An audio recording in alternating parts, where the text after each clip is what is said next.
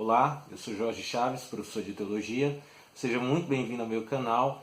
E nesse vídeo eu quero falar a respeito da quarta dica que eu considero essencial para todos aqueles que desejam aprofundar, melhorar sua capacidade de leitura e de interpretação das Escrituras. Nesse vídeo eu quero falar a respeito das perguntas mágicas.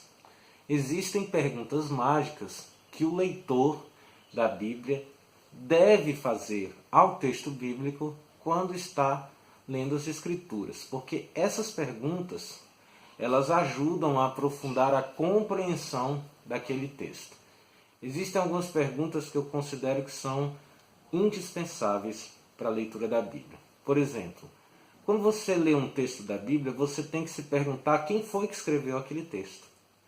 Uma das primeiras perguntas é essa: quem escreveu esse texto? Quem escreveu este livro?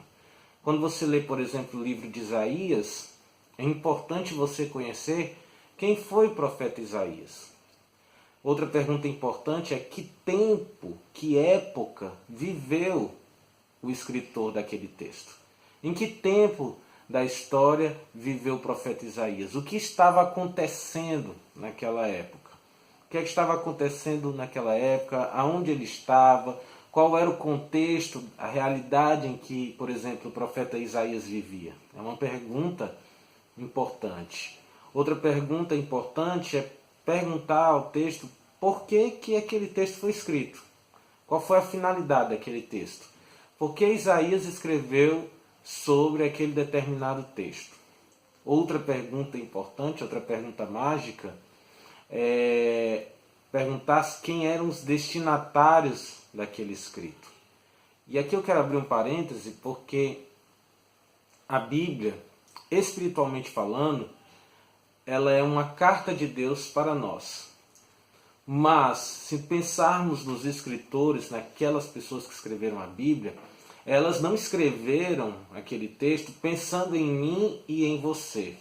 Elas escreveram pensando em pessoas específicas, grupos específicos que receberiam aquele livro, aquele documento.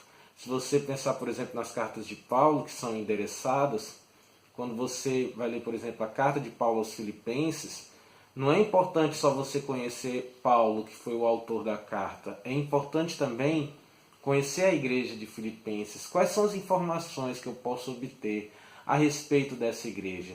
Como era essa igreja? Por que Paulo escreve para ela? Por que ela recebe essa carta? Qual a necessidade da igreja de Filipenses ao receber essa carta?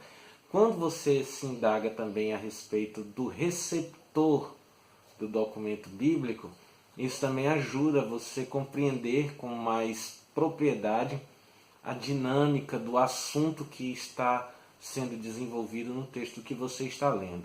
Outra pergunta é a respeito do que o autor queria dizer. E aqui está muito ligado ao meu vídeo anterior, que se você não assistiu, eu aconselho você a assistir assim que terminar esse vídeo aqui, que é o vídeo em que eu falo da questão do sentido literal do texto. Quando você se pergunta o que o autor queria dizer, você está em mente também perguntando: será que o autor queria dizer isso mesmo que ele está dizendo? Ou ele está pensando em um outro sentido? Será que tem um sentido metafórico dentro dessa fala dele? Então, o que é que o autor queria dizer naquela fala para aquele público? Essas perguntas, você nota que a partir do momento em que você faz e busca as respostas dessas perguntas, algumas colocações do texto bíblico vão ficando mais claras. Algumas colocações, percepções, indagações que a Bíblia nos traz vão ficando mais claras porque eu vou conhecendo as figuras envolvidas no processo de produção da Bíblia. Eu vou conhecendo o autor, eu vou conhecendo a época que o autor viveu, eu vou conhecendo o contexto histórico, político, econômico, ou seja lá o que for, que aquele autor em si vivenciou e como aquilo influenciou no seu texto.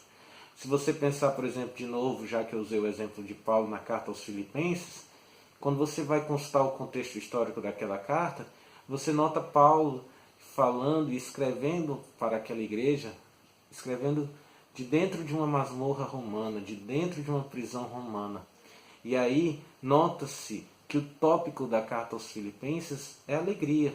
E ele fala de alegria vivendo um dos momentos mais difíceis da vida dele. Então, quando você entende o momento em que Paulo está vivendo, fica mais claro porque Paulo tenta dar essa ênfase na alegria, tenta motivar a igreja aos Filipenses na questão da alegria, da satisfação em Cristo, já que a igreja estava, de certa forma, entristecida pela prisão do apóstolo que a fundou. Então é importantíssimo entender, fazer essas perguntinhas e entender todo o contexto no qual aquele texto está inserido, ok?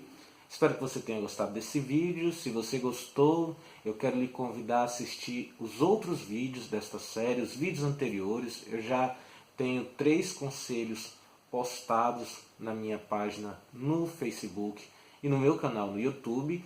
Este aqui é o 4º conselho. Semana que vem eu estarei postando o 5º conselho. Então eu peço que você entre no meu canal, visualize os conselhos anteriores. Tem outros materiais muito interessantes já gravados, já postados. E também peço que, se houver dúvidas, houver questionamentos, colocações, por favor, escreva sua pergunta, escreva sua dúvida, registre para que eu possa lhe ajudar, tirar a sua dúvida e cooperar para o crescimento da sua compreensão espiritual e teológica. Peço também que você dê um joinha, compartilhe, nos ajude a divulgar esse projeto que tem como alvo, como meta, tornar as ferramentas da teologia de fácil acesso a todos os cristãos. E no mais, que Deus abençoe você ricamente e até o próximo vídeo. Tchau, tchau.